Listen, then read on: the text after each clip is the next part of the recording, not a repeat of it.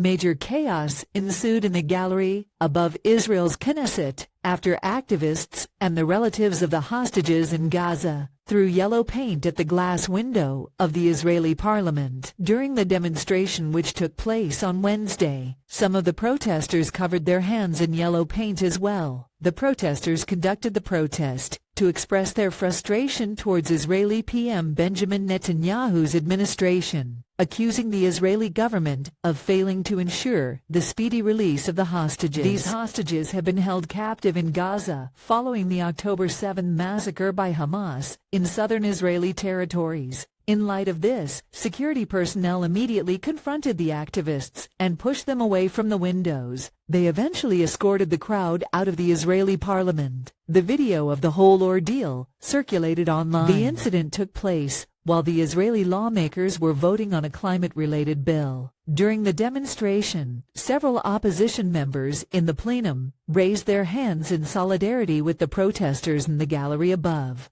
The Netanyahu administration has been facing immense public pressure in Israel and abroad, as many slam him for not pursuing a hostage deal quickly. Earlier this week, several family members of hostages held by Hamas in Gaza, who had U.S.-Israel citizenship, told the Israeli premier that they are receiving better treatment from the White House than from the Israeli government. Meanwhile, senior members of the Netanyahu government, including ultranationalist finance minister Bezalel Smotrich, have stated that the hostages should not be Israel's top priority and that it is more important to destroy Hamas instead. Amid the chaos, family members of the hostages have also stated that they have been frequently harassed by Netanyahu's supporters on social media. The Israeli premier has been accused of not putting enough pressure on Qatar, which is the key mediator of hostage and ceasefire talks. However, Netanyahu accused the United States of the delay instead. They can do more to press Qatar, the Israeli prime minister said in one of the meetings with the families of the hostages. Thousands of protesters gathered outside the Knesset building in Jerusalem for the third day on Tuesday, calling for early elections and for a deal to secure the release of dozens of hostages held in Gaza by Hamas militants. The families of the hostages are growing increasingly desperate as the war grinds on, with no resolution in sight for the fate of their loved ones.